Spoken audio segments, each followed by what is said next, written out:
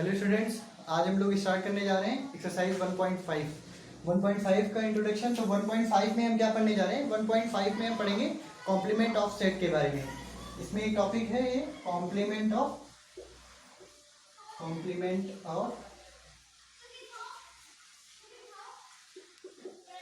Set. तो complement of set क्या होता है इसके बारे में पढ़ेंगे। अभी तक हमने सेट, सबसेट और डिफरेंट काइंड्स ऑफ सेट्स के बारे में पढ़ा और उनके ऑपरेशंस के बारे में पढ़ा है।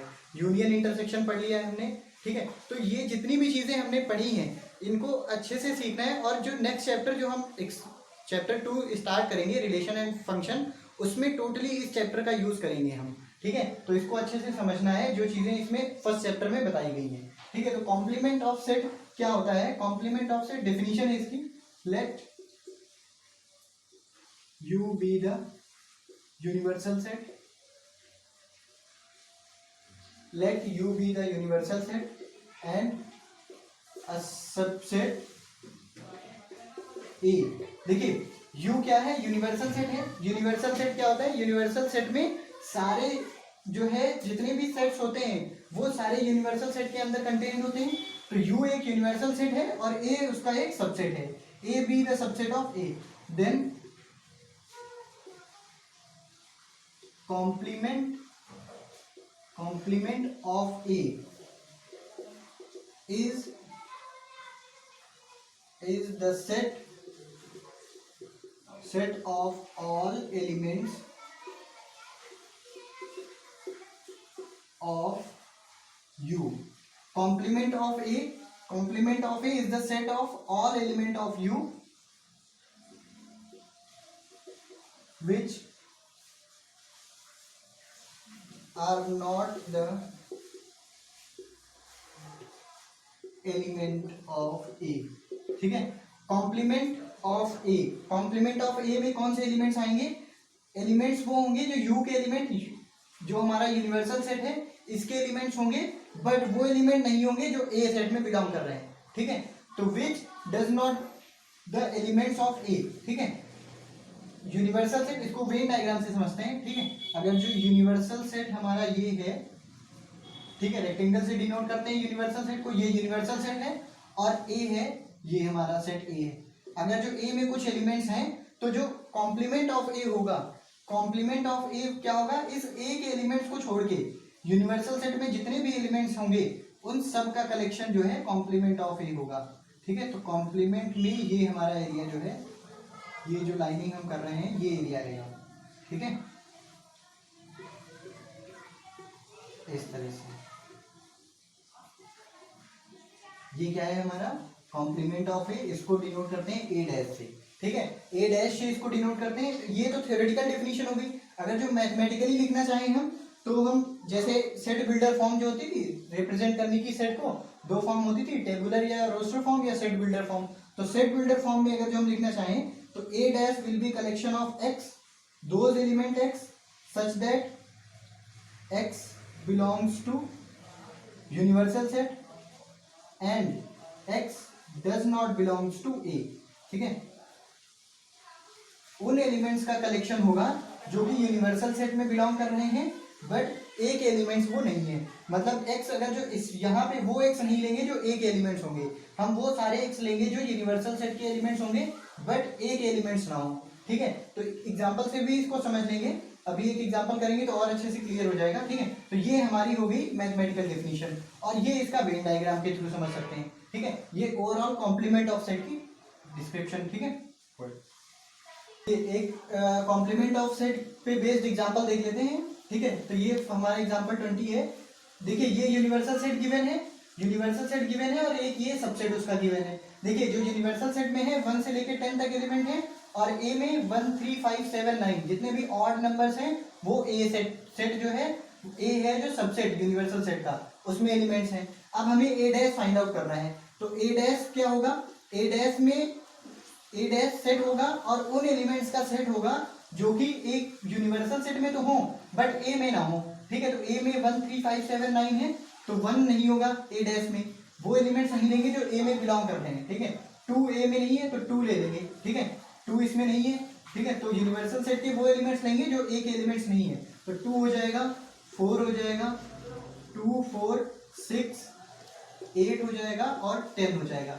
तो ए डैश हमारा ये आ जाएगा ए डैश। ओके, तो ये एक तो ऐसे समझ सकते हैं। अब अगर जो हम वेन डायग्राम से इसको समझना चाहें तो देखिए ये हमारा यूनिवर्सल सेट है, ठीक है, और ए इसका एक सबसेट है ए, और ए में कौन सा एलिमेंट है 1 3 5 7 9, ये इतने एलिमेंट्स हैं। और टोटल यूनिवर्सल सेट में है 1 तो हो गया, 2 3 4 6 8 और 10, ठीक है। तो ये यूनिवर्सल सेट में क्या है, यूनिवर्सल सेट में सारे 1 से लेकर 10 तक हैं एलिमेंट्स, बट ए जो हमारा सबसेट है उसमें कौन से हैं 1 3 5 7 9। तो यूनिवर्सल तो ए डैश हमारा क्या होगा, ए डैश इस रीजन में जो एलिमेंट्स हैं, ठीक है, ए को छोड़ के इस रीजन में जो एलिमेंट्स हैं वो ए डैश होगा, ठीक है। तो ए डैश 2 4 6 8 नहीं 3 नहीं होगा, 3 दो बार लिख दिया हमने, 3 ए में है, ठीक है।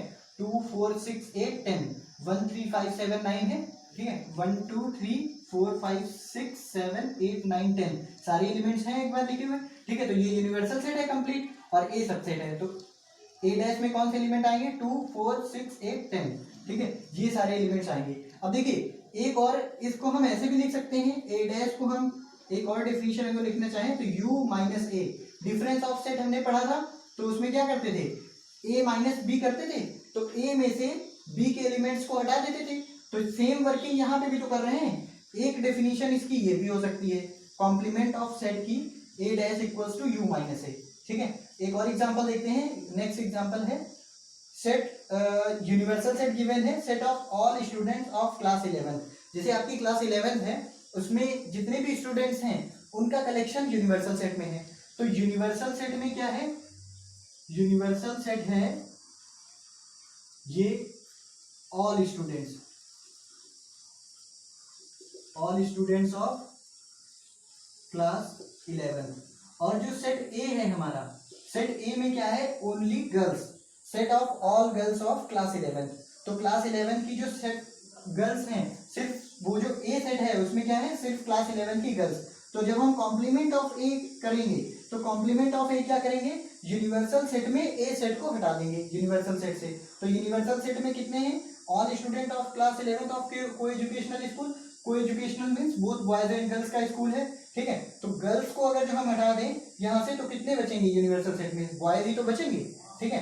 तो यहाँ पे क्या है बॉयज, तो ए डैश हमारा क्या आ जाएगा, set of all boys of class 11, ठीक। ये हमारा complement of set, complement of set को ए डैश से डिनोट करते हैं, ठीक है।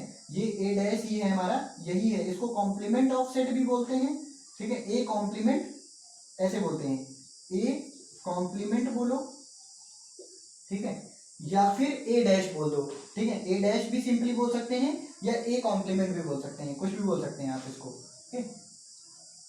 एग्जाम्पल अभी हम लोगों ने किया था, एक यूनिवर्सल सेट था जिसमें 1 से लेकर 10 तक एलिमेंट्स थे, और एक सेट सबसेट उसका एक गिवन था 1 3 5 7 9, जो ऑड एलिमेंट्स थे वो थे। तो हमने ए डैश क्या निकाला था, ए डैश जो हमारा वो आया था वो था 2 4 6 8 10, इतने एलिमेंट्स आए थे ए डैश में। तो ए डैश में हम यहाँ पे एक और चीज बताने जा रहे हैं कि अगर जो कॉम्प्लीमेंट का कॉम्प्लीमेंट मतलब कि ए डैश का अगेन डैश करें तो हमें अगेन सेट ए मिल जाता है। ये चीज एग्जांपल के थ्रू समझे, देखिए ये वेन डायग्राम के थ्रू भी समझ सकते हैं, ठीक है। जैसे ये एक यूनिवर्सल सेट है, ऐसे यूनिवर्सल सेट है, ए ये है हमारा सेट, तो ए डैश क्या होगा, ए डैश ये होगा, ए डैश ये पोर्शन होगा।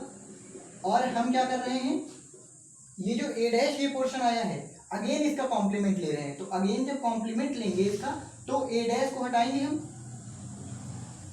देखिए ए डैश हमारा क्या होगा, ए डैश ये पोर्शन होगा, और अगेन जब हम ए डैश का कॉम्प्लीमेंट लेंगे तो ए डैश हमारा एक नए सेट की तरह बिहेव करेगा। तो ए डैश ये पोर्शन है, इसको हटाना है, तो अगेन जब ए डैश यूनिवर्सल सेट में से ए डैश को हटाएंगे तो फिर हमें ए ही तो मिल जाएगा, ठीक है। वैसे ही अब इसमें अगर जो हम ए डैश का कॉम्प्लीमेंट, ए डैश का अगर जो हम डैश फाइंड आउट करना चाहें तो ए डैश का डैश कैसे फाइंड आउट करेंगे, जो ए डैश में एलिमेंट्स हैं यूनिवर्सल सेट में वो एलिमेंट्स हटा देने हैं यूनिवर्सल सेट से जो ए डैश के एलिमेंट्स हैं। तो ए डैश के एलिमेंट्स हैं 2 4 6 8 और 10, ठीक है। तो यूनिवर्सल सेट में 1 से लेकर 10 तक एलिमेंट्स हैं, तो क्या आ जाएगा ए डैश में, ए डैश का डैश 1 हो जाएगा, 2 नहीं होगा, 3 हो जाएगा, 4 नहीं होगा, 5 हो जाएगा, 5 के बाद 6 नहीं होगा, 7 हो जाएगा, 8 9 हो जाएगा। ओके, तो देखिए ये देखिए ए डैश हमारा क्या आ गया 1 3 5 7 9 आ गया और इक्वल टू ए के है, यही इक्वल टू ए के है। ठीक है, तो ये ऑलवेज होगा ऐसा। ठीक है, ए कॉम्प्लीमेंट का कॉम्प्लीमेंट होता है वही set, A complement A dash का डैश ए ही आ जाता है। ओके, चलिए नेक्स्ट एग्जांपल देखते हैं। एग्जांपल 22 है हमारा, यूनिवर्सल सेट गिवन है और एक सेट एक सबसेट गिवन है उसका ए और एक सबसेट गिवन है बी।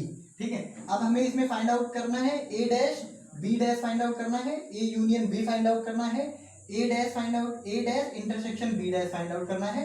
और इतनी चीजें फाइंड आउट करने के बाद हमें ये प्रूव करना है कि A union B, that A union B का कॉम्प्लीमेंट जो है वो A complement intersection B complement के इक्वल होगा। ठीक है, ये प्रूव करना है हमको। अब देखते हैं, पहले सारी चीजें फाइंड आउट तो करते हैं इसको फाइंड आउट करने के लिए। तो ए डैश कैसे आएगा, ए डैश हमारा क्या आएगा 2 3 है ए में, तो यूनिवर्सल सेट में बस 2 3 हटा दें। तो अगर जो 2 3 हटा दें तो हमारे पास कौन से एलिमेंट्स बचते हैं 1 4 5 6। तो ए डैश हमारा हो जाएगा 1 4 5 6। ओके, ए डैश हो जाएगा।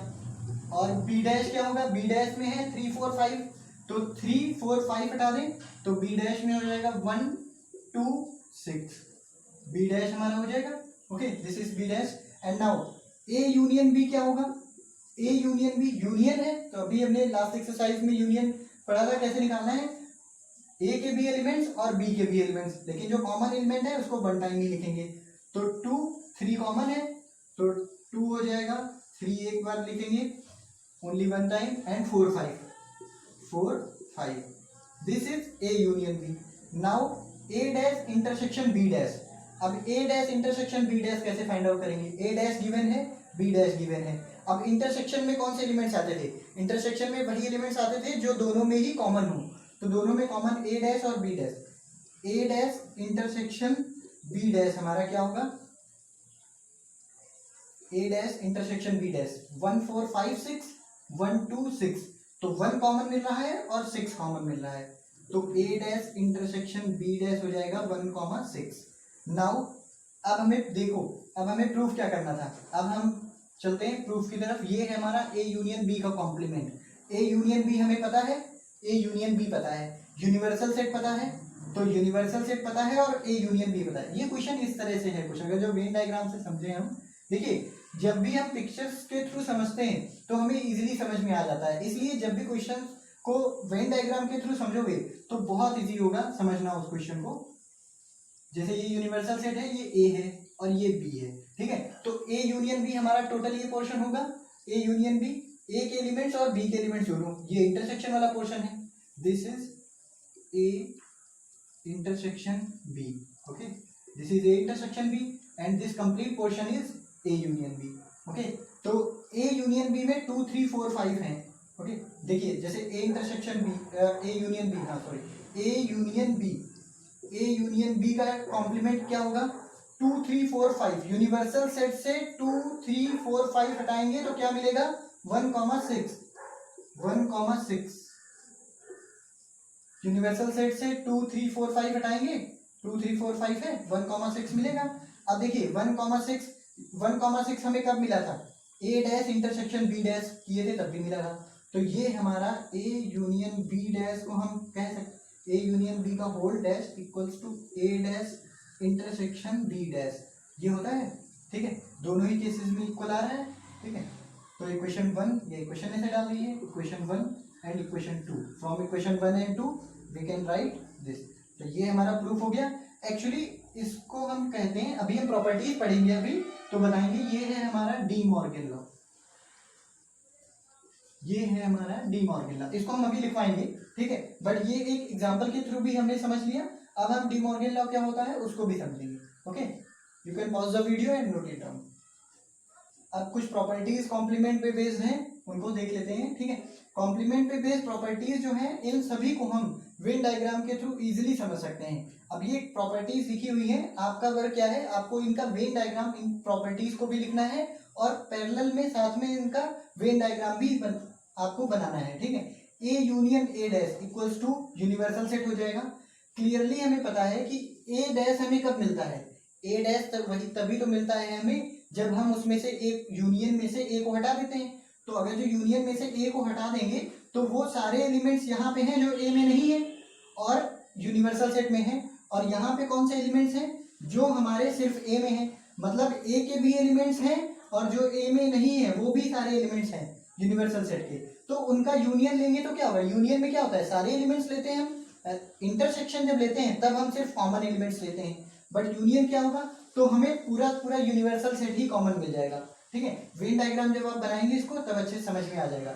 ए इंटरसेक्शन ए डैश, देखिए ये कंप्लीटली डिसजॉइंट होते हैं, ए और ए डैश डिसजॉइंट सेट है, ए और ए डैश में कुछ भी कॉमन नहीं होता है। तो जब डिसजॉइंट सेट का इंटरसेक्शन करते हैं तो ऑलवेज हमें फाई मिलेगा, नल सेट। ओके, अभी हमने बताया था कॉम्प्लीमेंट का कॉम्प्लीमेंट डबल कॉम्प्लीमेंट है, ये कॉम्प्लीमेंट का कॉम्प्लीमेंट अगेन वही सेट हो जाता है, और फाई का डैश यूनिवर्सल सेट होगा, यूनिवर्सल सेट का जो है कॉम्प्लीमेंट हमारा नल सेट फाई हो जाएगा, बिकॉज फाई क्या है, फाई कोई भी एलिमेंट्स नहीं है तो ये फाई है नल सेट, और कोई भी एलिमेंट्स नहीं है उसका कॉम्प्लीमेंट लेंगे तो हमें कंप्लीटली यूनिवर्सल सेट मिलेगा, एंड अगेन यूनिवर्सल सेट का कॉम्प्लीमेंट लेंगे तो हमें फाई मिल जाएगा।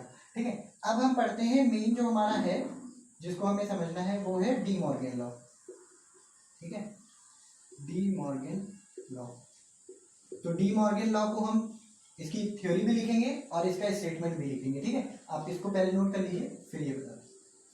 तो डी मॉर्गन लॉ क्या है, डी मॉर्गन लॉ है the complement of union of two sets, मतलब दो सेट का यूनियन लेंगे और देन उसका कॉम्प्लीमेंट लेंगे। ठीक है, is equals to the intersection of their compliments.